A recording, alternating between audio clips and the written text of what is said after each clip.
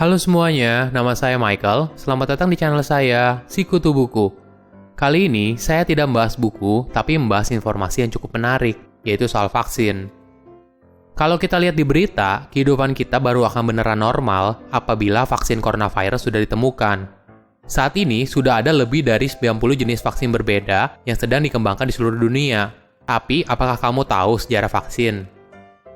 Vaksin adalah zat atau senyawa yang berfungsi untuk membentuk kekebalan tubuh terhadap suatu penyakit tertentu. Sederhananya, kita memasukkan virus yang lemah ke dalam tubuh, sehingga tubuh mampu menciptakan kekebalan dan melindungi kamu di masa depan.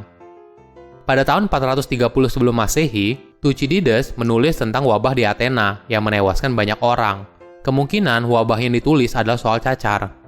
Thucydides adalah seorang sejarawan, dan dia menulis ternyata ada orang yang sembuh dan tidak terinfeksi lagi, atau dengan kata lain orang tersebut kebal. Nah, di zaman itu, manusia tahu kalau kita bisa kebal dari penyakit, cuma mereka nggak tahu gimana caranya. Di zaman dulu, cacar air adalah penyakit yang mematikan. Cacar air menewaskan jutaan orang, dan 30% populasi dunia pasti pernah kena cacar. Bahkan jika kamu selamat, pasti masih tersisa bekas cacar air di tubuh atau wajahmu. Selanjutnya, di abad pertengahan, ada terobosan di Cina. Mereka ternyata mampu memproduksi kekebalan terhadap virus cacar air dengan cara yang cukup sederhana. Jadi, mereka mengumpulkan koreng dari orang dengan kasus cacar air yang ringan. Yang diambil adalah nanah dari cacar airnya, karena di dalamnya berisi virus cacar air yang hidup. Kemudian, setelah dikumpulkan, mereka menggilingnya menjadi bubuk. Setelah itu, mereka akan memasukkan ke dalam pipa dan meniupnya ke dalam lubang hidung pasien, sehingga akan terhirup virus cacarnya. Tentu saja ini merupakan cara yang sangat kuno dan tidak higienis, tapi efektif dalam menekan jumlah kematian karena cacar. Di masa ini, belum disebut sebagai vaksin. Pengetahuan dari Cina ini kemudian disebar oleh pedagang di sepanjang jalur sutra, rute perdagangan Cina, India, dan Turki. Di Turki, pengetahuan soal cacar air disempurnakan. Jadi, dokter tidak lagi meniup virus cacar ke dalam hidung pasien. Tapi, dokter akan menyuntik jarum yang berisi nanah dari cacar air ke dalam tubuh pasien.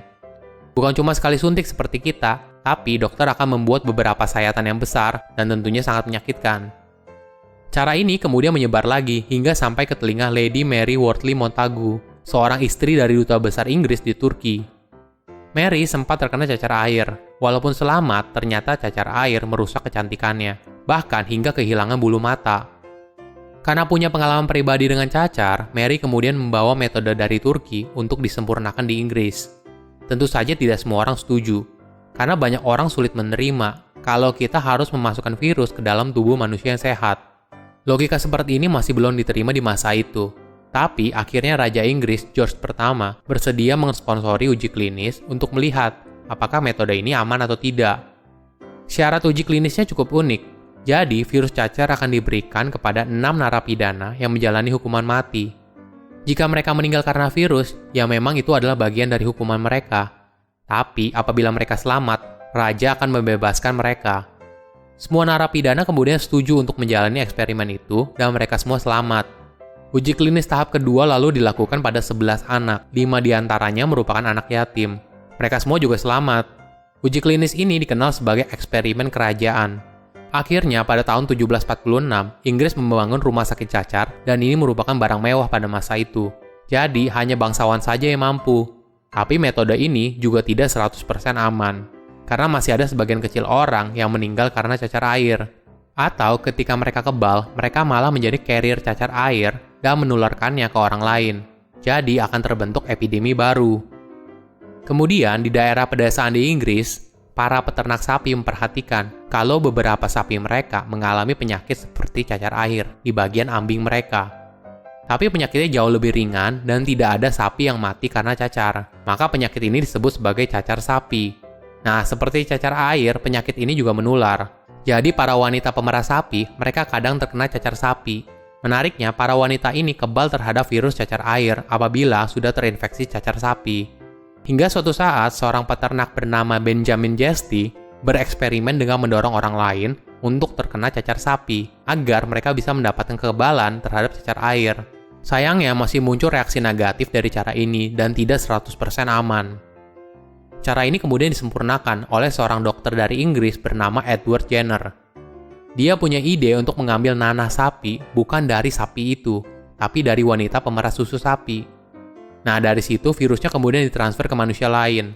Jadi transfer virusnya bukan dari sapi ke manusia, tapi dari manusia ke manusia. Edward pun melakukan uji klinis dan berhasil. Disinilah baru muncul nama vaksin yang berasal dari nama variola vacina. Vaca merupakan nama latin dari sapi, dan proses inokulasinya dinamakan vaksinasi. Itulah sejarah awal dari vaksin. Walaupun sekarang vaksin tidak berasal dari sapi lagi, tapi kita tetap menyebutnya sebagai vaksin. Silahkan komen di kolom komentar pelajaran apa yang kalian dapat ketika tahu informasi ini. Selain itu, komen juga mau tahu informasi apa lagi yang saya review di video berikutnya. Saya undur diri, jangan lupa subscribe channel YouTube Sikutu Buku. Bye-bye!